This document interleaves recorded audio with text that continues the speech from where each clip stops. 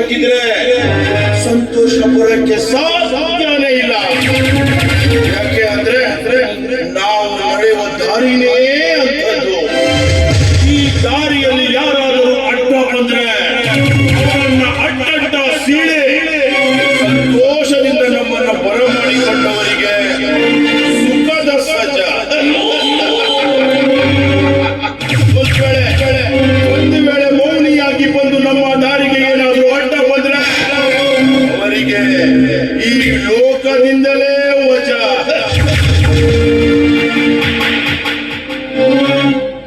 ಅಲ್ಲ, ಇಷ್ಟೊತ್ತಾದ್ರೂ ನನ್ನ ಫ್ರೆಂಡ್ಸ್ ಯಾಕೆ ಬಂದಿಲ್ಲ? ಬರ್ಬೇಕಿತ್ತಲ್ವ? ಓಕೆ ಫೋನ್ ಮಾಡ್ತೀನಿ.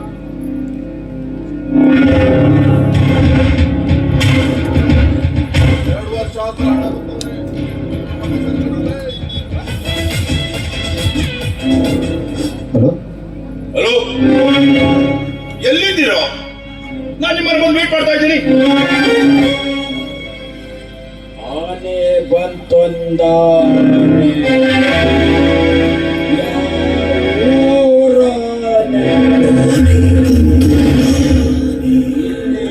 ಏಕೆ ಬಂತು?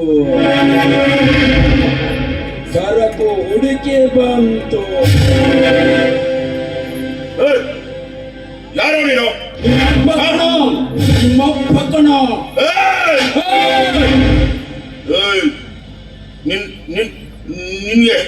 ನಿನ್ಗೆ ಅದಷ್ಟು ಧೈರ್ಯ ಇದ್ರೆ ಮುಂದೆ ಬಂದು ಮಾತಾಡೋ. ಅದಾದ್ರೆ ನಾ ಈ ತರ ಹಿಂದುಗಡೆ ನಿಂತ್ಕೊಂಡು ಅದೇನ್ ನೋಡ್ತಾ ಇದೀಯಾ? ನೀನು ನೀನು ನೀನು ನಿಮ್ಮ ಅಪ್ಪನಿಗೆ ಹುಟ್ಟಿದ್ಯಾ? ರಾಜ ಬರೋ ಮುನ್ನ ಸೈನಿಕರ ಗದ್ದಲ ತುಂಬಾ ಜೋರಾಗಿ ಇರುತ್ತೆ. ಅದೇ ಬಂದ್ಮೇಲೆ ಸೈಲೆಂಟ್ ಆಗಿ ಬಿಡುತ್ತೆ.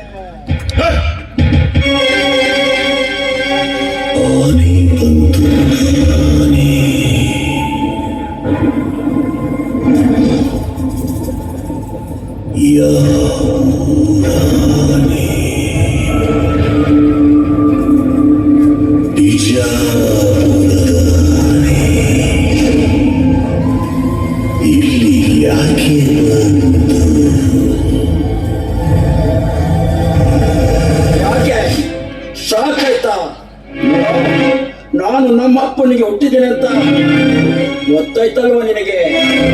ಈ ಮೇಘರಾಜನ ಮುಟ್ಟಕೊಂಡು ಈ ಭೂಮಿ ಮೇಲೆ ಹುಟ್ಟಿಲ್ಲ, ಇನ್ನು ಮುಂದೆ ಹುಟ್ಟೋದೂ ಇಲ್ಲ. ನೀನು ತಂದಿರುವ ನಿನ್ನ ಕಳ್ಳ ಮಾಲನ್ನ ನಾನು ಅದಾಗಲೇ ಹಿಡಿದು ಆಯ್ತು. ನನ್ನ ನಾಯಿಗಳಿಗೆ ಚೆನ್ನಾಗಿ ಕೊಟ್ಟಿದ್ದು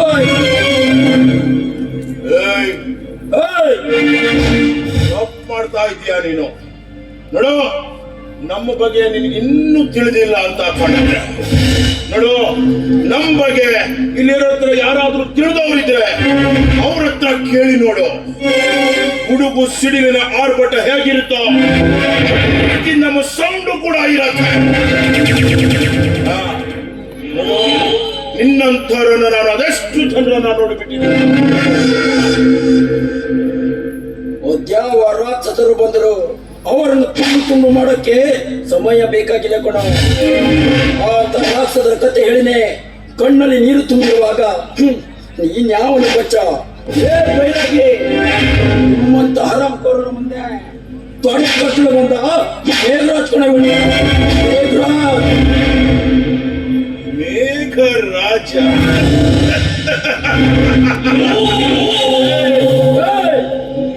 ಜೊತೆ ಖಾದಿ ಇದ್ರೆ ನಮ್ ಜೊತೆ ಖಾದಿ ಇದೆ ಕಣೋ, ಖಾದಿ ಇದೆ.